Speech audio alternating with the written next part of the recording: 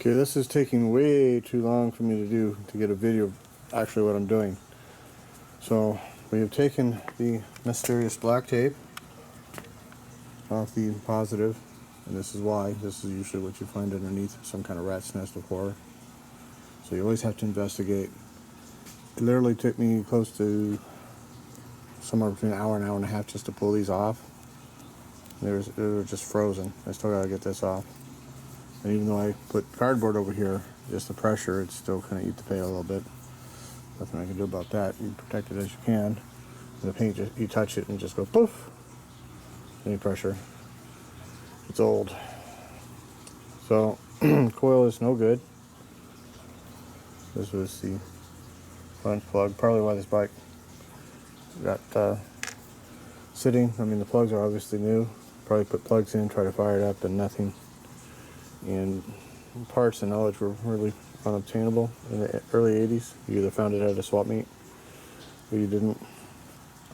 And people didn't know how to do things like rebuild coils. Forgotten art. They know it today. At the time, nobody knew. So, or close to nobody. Close enough to, doctor in Kentucky, what's he supposed to do with this thing, So I'm sure that's why it got parked. Anyhow, I cleaned this side. That went nice and smooth. This has been a real bitch. I gotta straighten all this mess up here. And I'm gonna take some photos and post it in the link of all this juicy, never before touched wiring in here. And try to document that for everybody. How it goes. And you can see how this goes here. Now this bike is, they obviously got touched with the horn and the headlight and the wiring there, but as far as this far back, it's never been touched. So that little shop of horrors has me kind of worried. I left the battery in far too long. I'll be surprised I got any paint under there, but we'll see how much I can do about it. And I've discovered I have no 6-volt bulbs. I need one that has 2 bottom tips. So the doc shaved off this tip here to make it work. So I've got a tail light, no brake light. As to why, I haven't figured out yet. This is a mess. And we're having our 3rd day of heat the motor, which I think my little hot plate is not so heating anymore, but it's warm. I mean, I can feel it warm. So my hot plate isn't not lasting very long. I'm gonna have to get a better one. But you expect from a $12 Amazon special, right? And that's junk. I'll send that right back to him.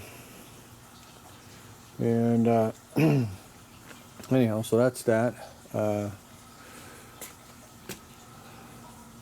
Here's the wire straight to here. This is the wire, just like this. Straight down here, through the tape, boom. And that goes to the front running light, just like that. Through the fender. Okay. So to pull this off, you've got to pull the tape, disconnect it here, pull it off, wire goes with the fender. Follow?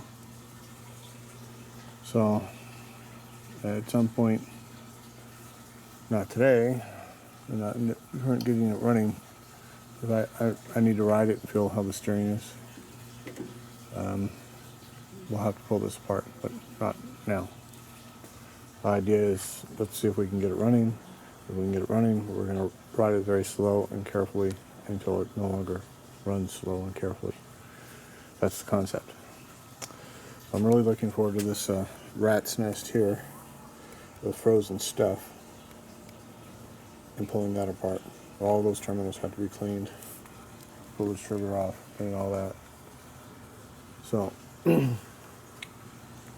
we cleaned everything in here, sanded it all with wet sanding dryer, wet sanding 400.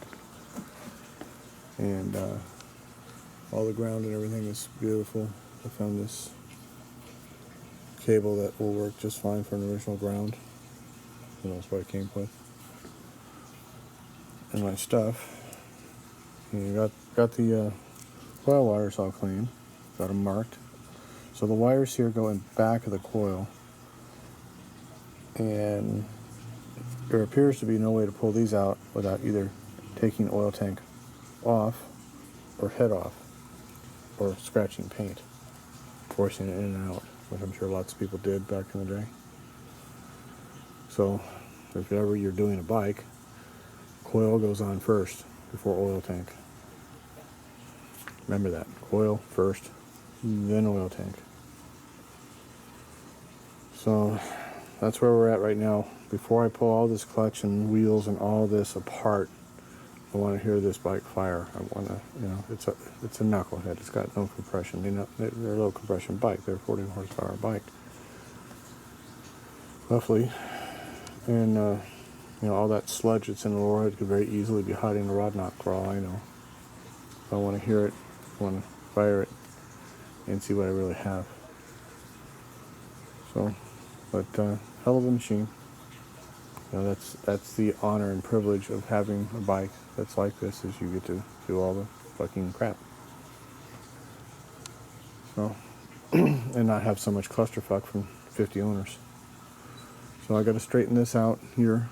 My little rat's nest of horror, I did get pulling that off, but you don't know what you got until you pull it apart and see how clean, what kind of grease. They're usually clean, but you don't know. I'm trying to find out where I'm losing amperage.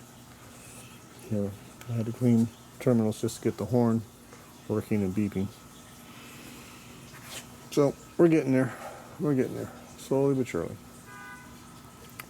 So that's this update. So we're just going to make update videos for you guys as I go through it, because it's just way too long to do it. This is what I'm doing video.